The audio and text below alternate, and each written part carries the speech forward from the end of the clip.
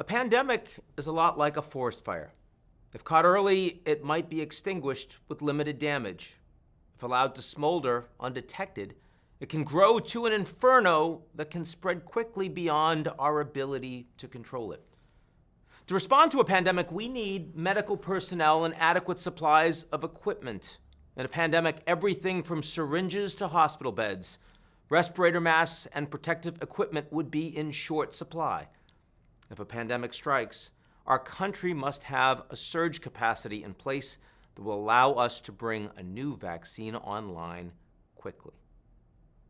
That was President George W. Bush in November 2005. Here's another one. There will likely come a time in which we will have an airborne disease that is deadly. To deal with that effectively, we have to put in place an infrastructure, not just here at home, but globally, that allows us to see it quickly, isolate it quickly, respond to it quickly, so that if and when a new strain of flu, like the Spanish flu, crops up 5 years from now or a decade from now, we've made the investment. That was President Barack Obama in December 2014. American presidents are not the only leaders that saw this year's disaster coming. Senior Japanese officials that I've spoken with have discussed pandemic preparation for many years now. We knew it was coming. The only question was when. And when it came, how did world leaders respond? Because coronavirus created the biggest crisis since World War II, we had reason to hope for a new kind of international cooperation. After all, when the global financial crisis erupted just a decade ago, world leaders worked together to avert an even larger catastrophe, a global depression. We knew in 2009 that the United States and its G7 allies weren't going to solve that problem on their own. We needed to work with China and other emerging countries to restore confidence in financial markets, to get the global economy back. And hard as it was to get the G20 countries, a group that includes both democracies and dictatorships, free market economies and state capitalists, to work together, all recognized a common threat and were able to act together. Now, that's the last time the G20 has accomplished much of anything. There are also the increasing and painful divisions in the United States.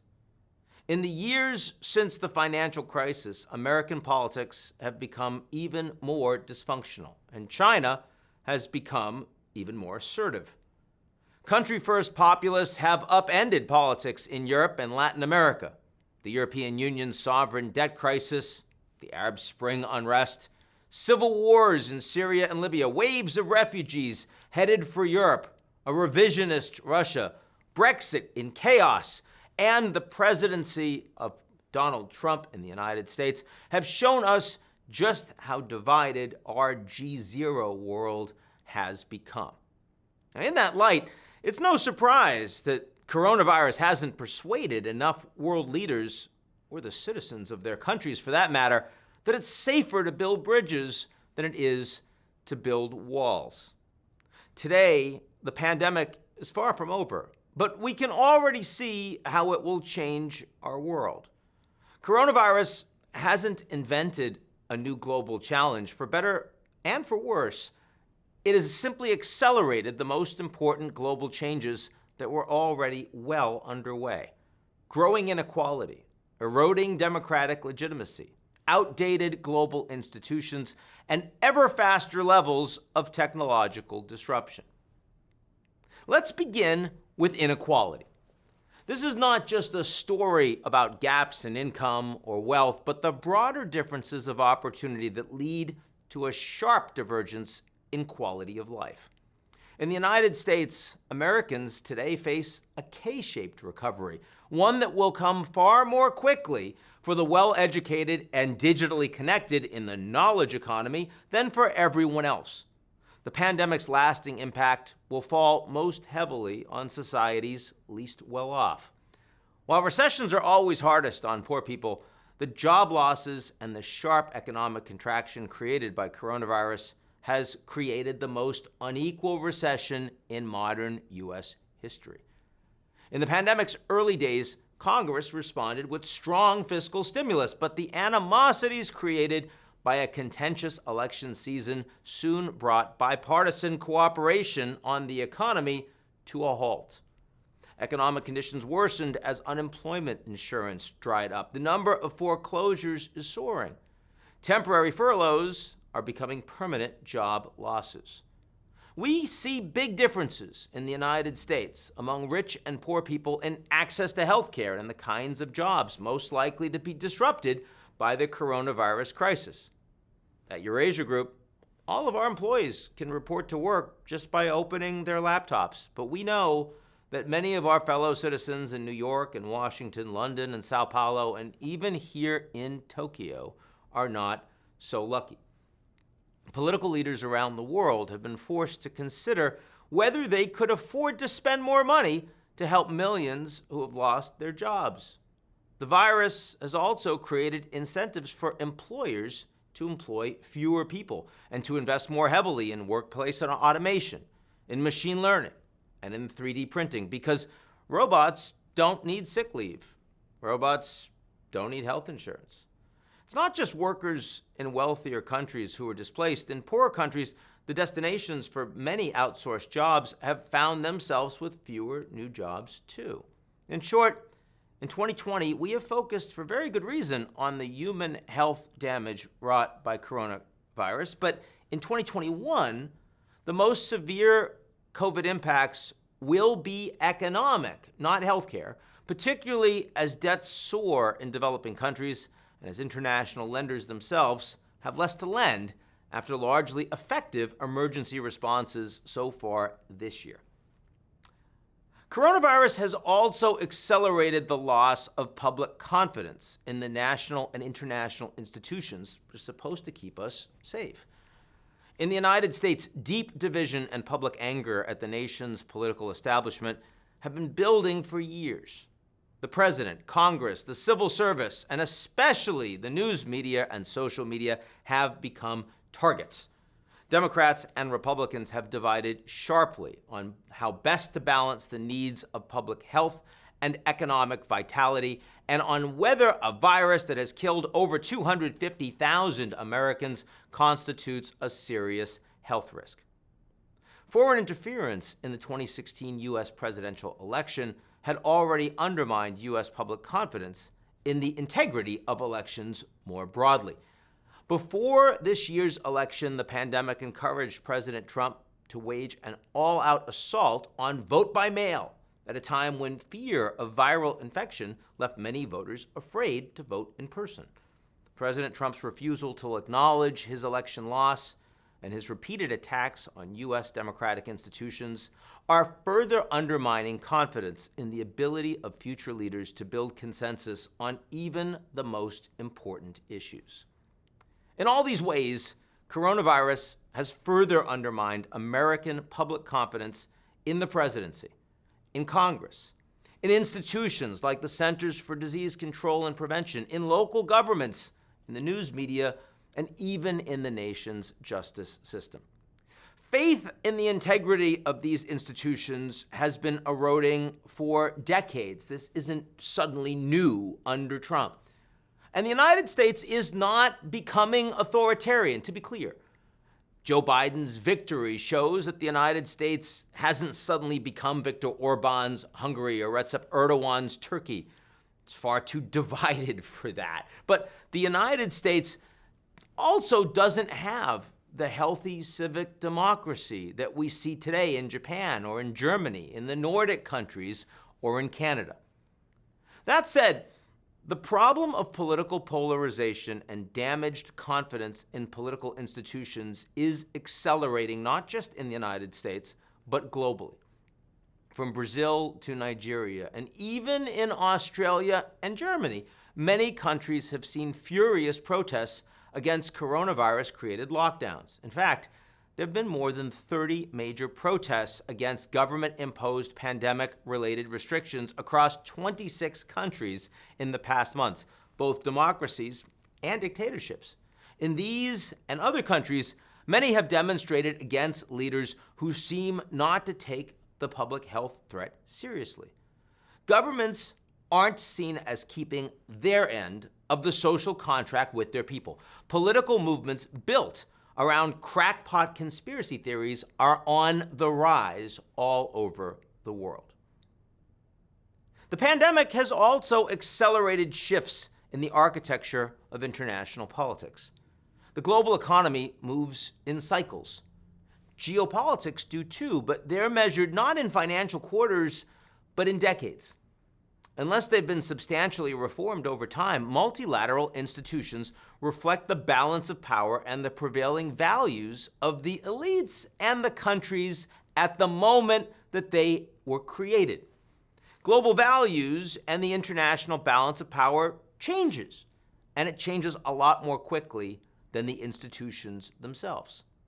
Those with the most influence inside these institutions tend to be really good at resisting reform.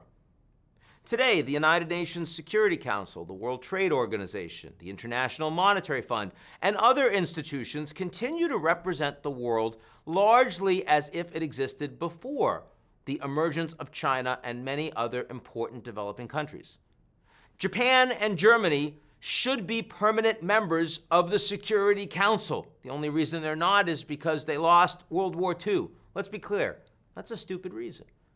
Japan, South Korea, and Australia need to be members of an alliance, a military alliance, multilaterally with the United States.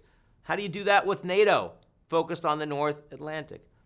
That's why, even before the arrival of the coronavirus, the world had entered a period of geopolitical recession, a time in which international leadership and cross-border cooperation were evaporating. Until today's public health catastrophe, there had been no international crisis dangerous enough to expose this problem, and leaders of the world's most powerful nations felt free to focus on more domestic challenges. In fact, this pandemic and its economic and political effects around the world has revealed just how damaged the current international system really is. Our Cold War-era multinational institutions are no longer adequate. They were built to govern a world that no longer exists. Nor can we look for global leadership from fast-rising China, which remains unready to step into the breach. China has recovered much more quickly and more completely from its coronavirus outbreak than any other country, at least once they admitted to having one. It will be the only major economy in the world to grow in 2020. But a recent report from Pew Research found that in a plurality of respondents in the 10 leading European economies and Australia now consider China, not the United States, the world's lead economic power. The pandemic has grown China's self-confidence compared to what its people see as incompetence and increasingly bitter polarization in the United States and the growing dependence of other countries on economic ties with China. Coronavirus has accelerated Beijing's ambition to present itself as an alternative to Western leadership, including by developing and marketing an affordable vaccine that will find its way across much of the developing world, a big challenge for Pfizer and Moderna that require much more advanced infrastructure. But coronavirus has also accelerated international mistrust of China, and that had been rising long before the pandemic. Beijing's efforts to cover up the original coronavirus outbreak in Hubei province and to silence Chinese doctors who tried to warn the world of its dangers badly damaged China's image. That same report that I quoted from Pew Research found that majorities in all of those countries, plus Japan and South Korea, do not trust President Xi Jinping to do the right thing in world affairs. In short, coronavirus has accelerated both the perceptions that China is the indispensable economic partner, but it's also accelerated greatly suspicion of China's plans. Because of coronavirus, we are more divided today, not more united.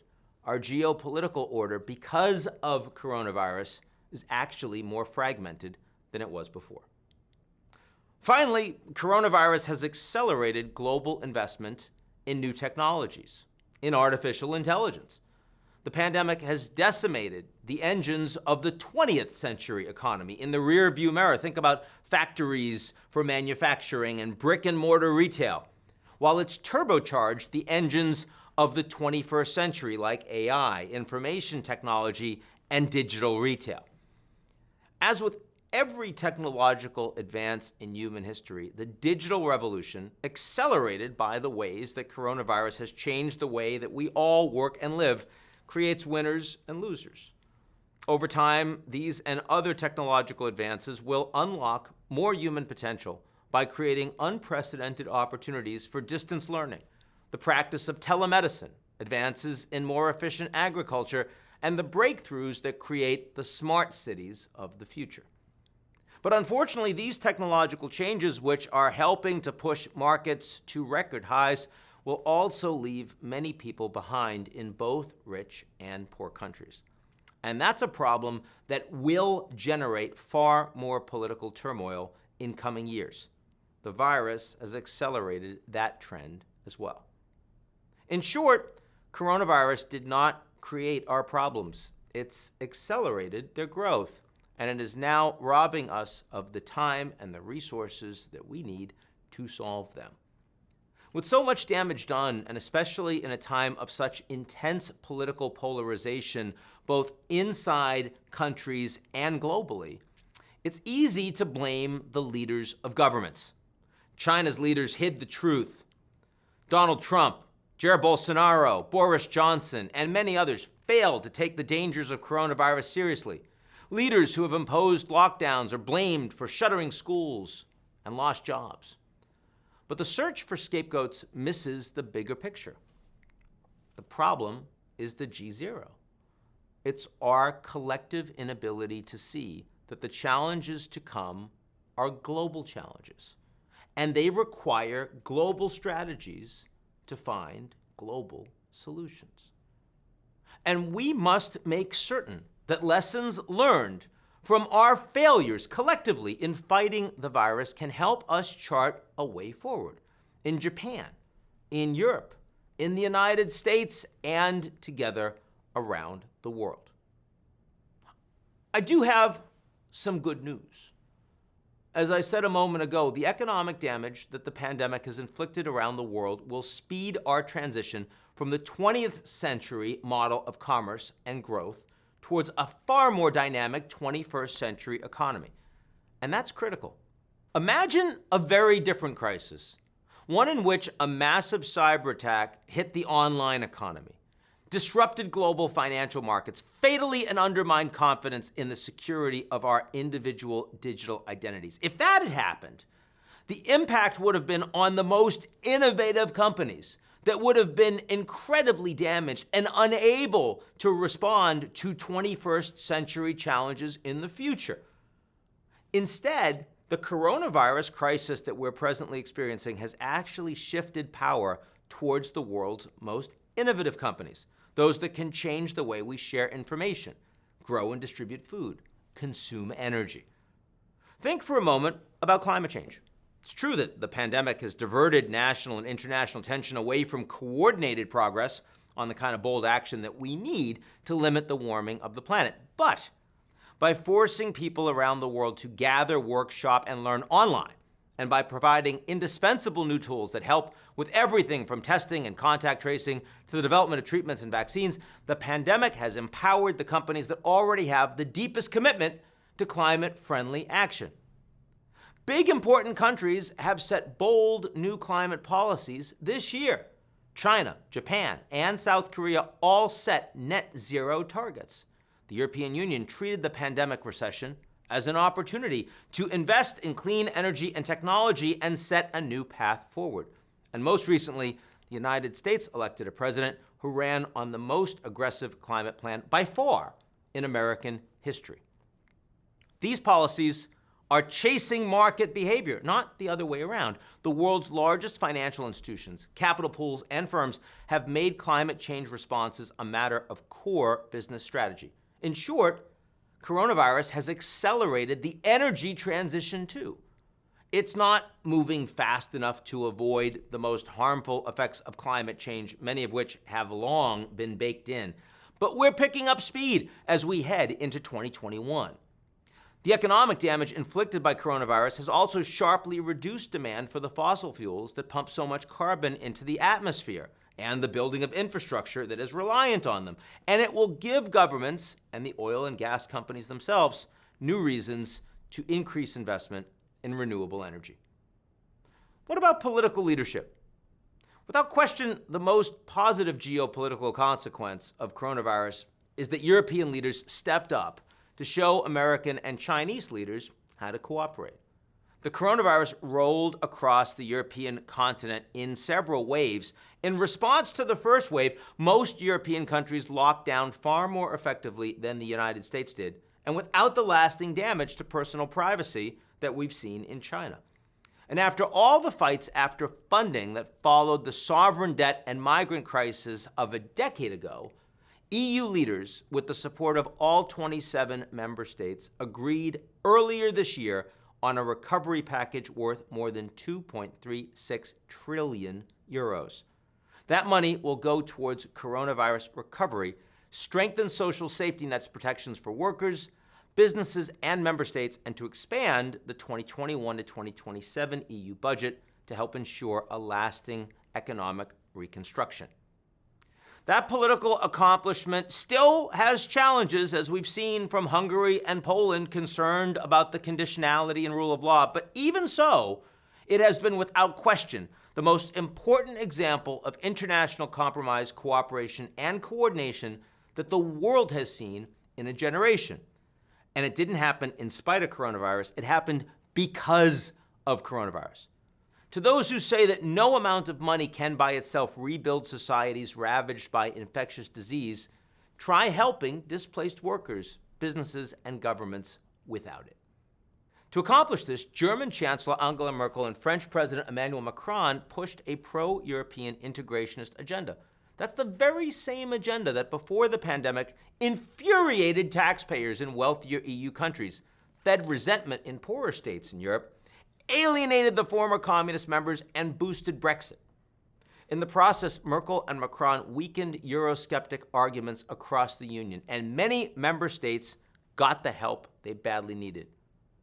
I was chatting with my friend, the Greek Prime Minister, Kyriakos Mitsotakis, just a few weeks ago. He told me that he considered this to be a Marshall Plan for his crisis-plagued country.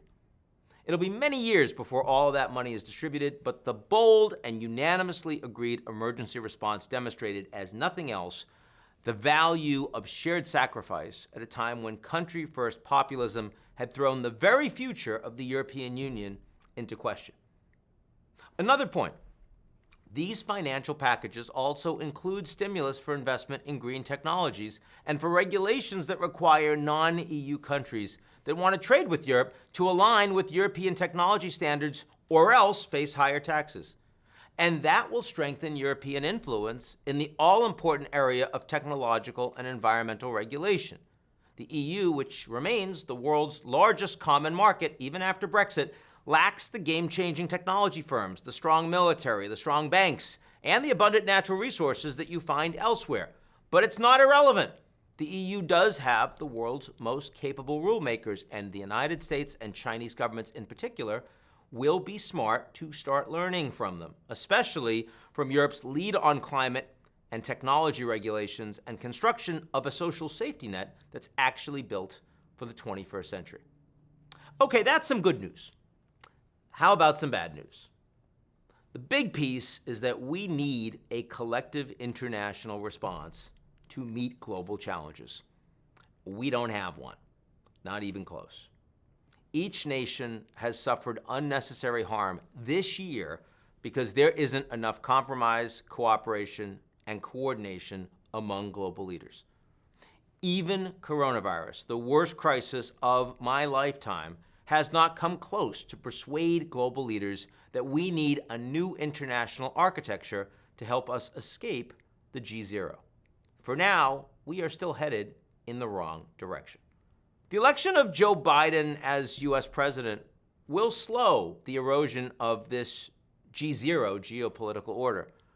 But this isn't a return to the Obama years, to be clear, and certainly not to the post-Cold War 1990s. Coronavirus and its economic fallout will intensify in the United States. Political polarization will deepen, and anti-establishment anger will continue to rise. Biden won't have the congressional and public support he needs to return the U.S., say, to the Trans-Pacific Partnership. That was a trade deal he helped design, even after the announcement of RCEP, the world's largest multilateral trade deal to date, and one that does not include the United States. And congressional gridlock is going to sorely test his ability to act on climate change, a top priority for his administration. U.S. allies, both in Asia and in Europe, will sigh relief as they face an American president with a friendlier face. But they're soon going to discover that the new doctor's wide smile can't cure America's chronic problems and can't slow the fraying of U.S.-led alliances. The GZERO world will remain with us for some time to come. There is a power dynamic emerging alongside the GZERO that is going to, over time, radically transform the global landscape. It's grounded in the world of disruptive new technologies. There are two emerging technology superpowers in the world, the United States and China. Let's call this the T2. Geopolitically, Beijing is still no match for Washington, mainly because China remains a regional, not a global military power. Its economic influence is fast gaining ground, but China still lacks a convertible currency and the rule of law needed to build a system of international standards. Its cultural influence globally still can't compete with those of the United States. But technologically, China's innovation capabilities are now competitive with those of the United States, including in some key sectors that really matter for the global economy and national security. The United States still has more well-trained scientists, but the Chinese companies are generating vastly more data. American companies invest more money in basic R&D, but their Chinese counterparts invest more heavily in business operations and applied research with a much tighter strategic focus.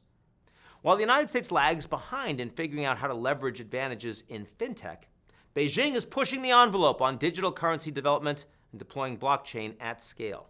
This emerging parity between the US and China is in core areas of artificial intelligence research and their application for the digital economy, for global infrastructure, energy, and human behavior. Here, the two countries are already comparable and indeed competitive. And globally, the US and China are in a league of their own. But the T2 is not yet a geopolitical concept. It's not a G2. And that's because there are still many stakeholders active inside the arena. In the United States, most of the technology innovations, the data, the surveillance capabilities, and the influence belong to a group of private sector corporations, and the regulatory environment from the government is still weak. In China, the state selects national champions, and a strong regulatory impulse sets the shape and the direction of the sector. This dynamic will shape every aspect of the US-China conflict over technology, and the competition over who should build and operate 5G infrastructure will remain at the core of this rivalry. The power to monitor network traffic, to access critical infrastructure-related data, in addition to the names, the keywords, the relationships, and locations, will become a critical tool for state intervention. It's also the weapon of the future, because anyone who can credibly threaten to shut down any crucial piece of infrastructure running on 5G will have extraordinary leverage within the international system. For now, a Washington in transition isn't yet fully engaged. Team China, including national champions like Huawei, Alibaba Cloud, and Ant Financial, dominate the landscape in Africa, the Middle East, and Southeast Asia. Under President Trump, the U.S. response has been to use American financial, economic, and intelligence sharing power to influence all those who would align with Team China, while Washington and its allies develop a strategic alternative. But look forward 5 to 10 years. New technologies will monitor your street, your home, your car, even your body, and the data that's generated will sit on a small number of corporate servers. That's not dystopia necessarily, but it is a radical rebalancing of power within and across societies. In China, much of that power will accrue directly or indirectly to the state. In the United States, we don't know yet. There are two broad possibilities. Either the state will build a strategic relationship with tech companies, and they'll become national champions, or the power of tech companies will continue to erode state sovereignty. For now, as a consequence, China is winning the T2 competition. And it's not because its companies' capabilities are superior, we can't say that yet, but because they can use them with much more strategic effectiveness within constructs such as Belt and Road Initiative and Digital Silk Road. Both American and Chinese companies are generating extraordinary insights into how the world works, but only China is willing and able to deploy those insights for state power. Under President Xi Jinping, these capabilities are now more tightly aligned with the interests of the Chinese Communist Party. Another key example where U.S. policymakers are behind the curve is financial securities. Chinese companies are pushing for global dominance in the mobile payments arena, while Beijing plans to push out its sovereign digital currency along Belt and Road countries to establish an alternative financial system and undermine the long-term dominance of the dollar.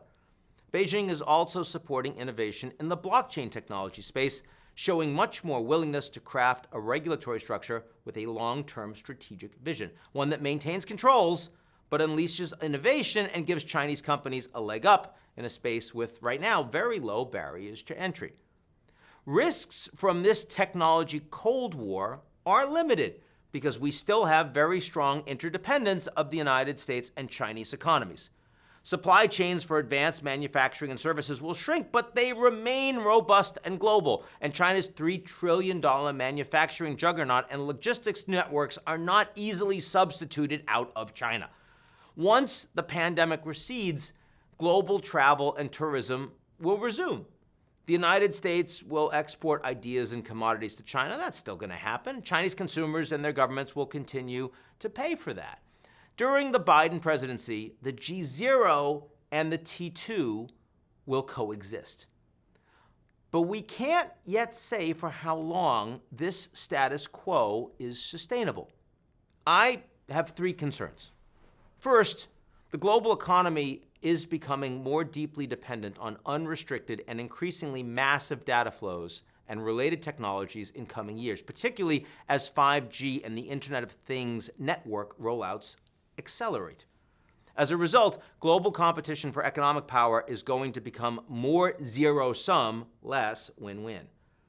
Second, as the tech and data sectors erode state power in the United States, you've got two distinct possibilities. Either the United States government treats these companies as their most important patriotic companies, forcing them to choose sides, the blue supply chain pill or the red supply chain pill, like the dominant energy companies of the 20th century, the winners will be those that make the right strategic choice, or the tech companies become increasingly independent actors, fragmenting the global power balance.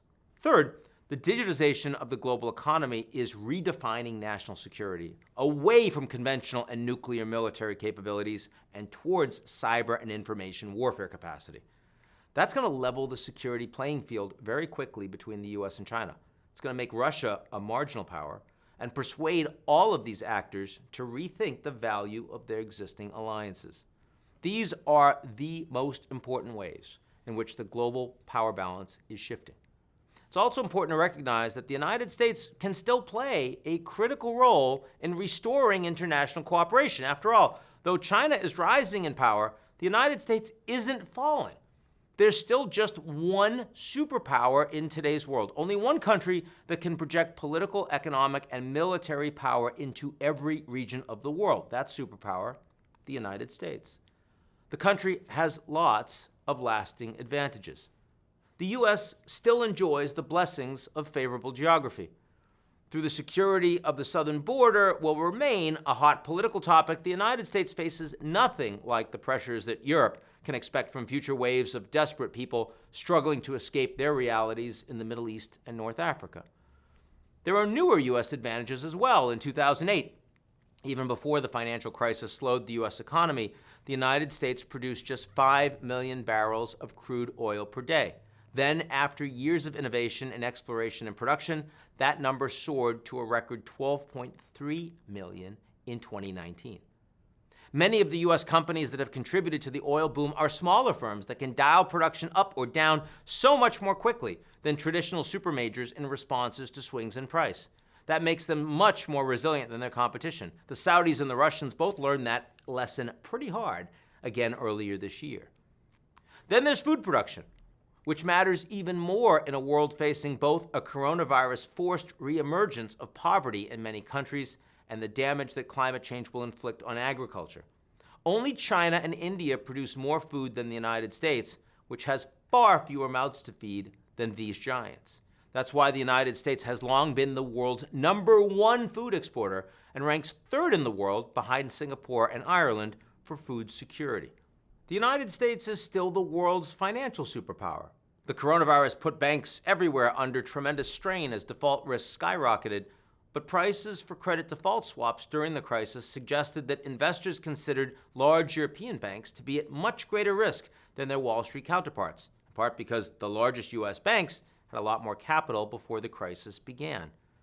There's also the continuing exorbitant privilege that Americans enjoy thanks to the continued dominance of the dollar as the world's main reserve currency. But the greatest U.S. advantage for the post-COVID future is the continuing dominance of his tech companies. And it's not just that 11 of the world's 13 largest internet companies are American. It's that the U.S. produces far more of both the biggest digital platform companies and the startup unicorns that drive innovation in artificial intelligence, big data, cloud computing, autonomous vehicles, drones, and others of the cutting-edge technologies that will dominate global economic development in decades to come. In fact, coronavirus has enhanced those advantages thanks to their central importance in restarting shuttered economies. Think about geo-tracking for contact tracing, the development of immunity passports, the ability to do business while maintaining our social distance. U.S. companies are setting new standards in all of these areas. But if we're going to find our way out of the GZERO, it is going to take much more than just restored U.S. engagement. To create a new international architecture and to defend the international rule of law on which our security and prosperity depends, the world needs compromise, cooperation, and coordination among all of our major leading democracies. Unfortunately, this need comes at a time when two of our most experienced and capable leaders are leaving the stage. Germany's Angela Merkel has now reached the twilight of her political career, and it's not clear how any successor can offer the kind of steady hand that she has provided Europe for the last 15 years. Japan's Shinzo Abe has already departed. In his first months in charge, Prime Minister Suga has distinguished himself as a formidable policymaker, but he hasn't yet had the time to build the important international relationships that his predecessor meticulously constructed over many years. In fact, depending on the timing of Merkel's departure, the next time the G7 meets, Canada's Justin Trudeau will be the longest-serving leader at the table. And the need for leadership is urgent. That said, much will be expected of Japan's new prime minister. As I have mentioned in the past, it's critical to me that the GZERO Summit takes place in Tokyo, at the heart of the great nation in Japan. And I'm very much looking forward to our gathering next fall when we can all be in Tokyo together.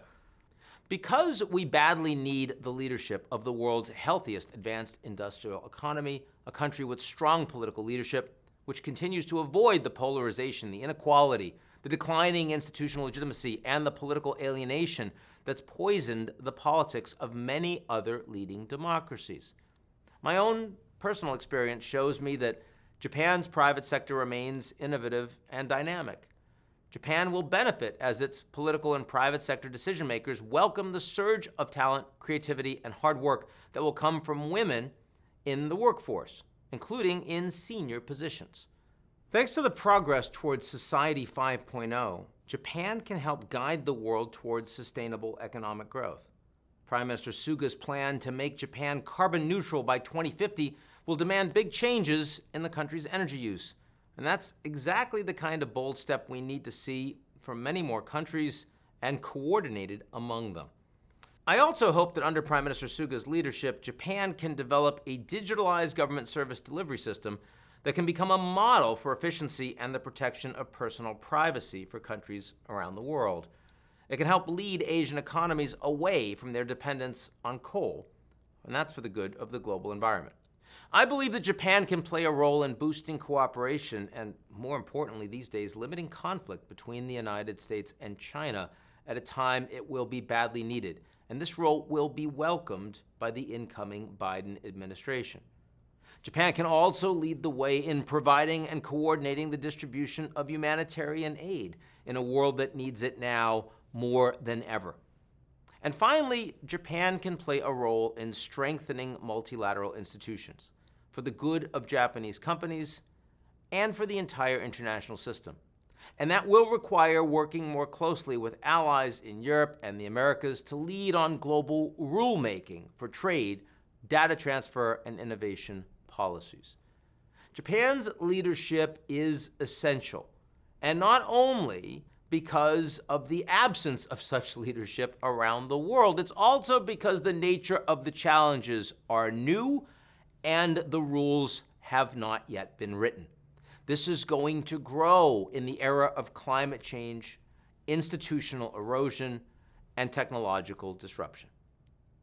We all still live in a GZERO world, a world without global leadership that people can trust and count on.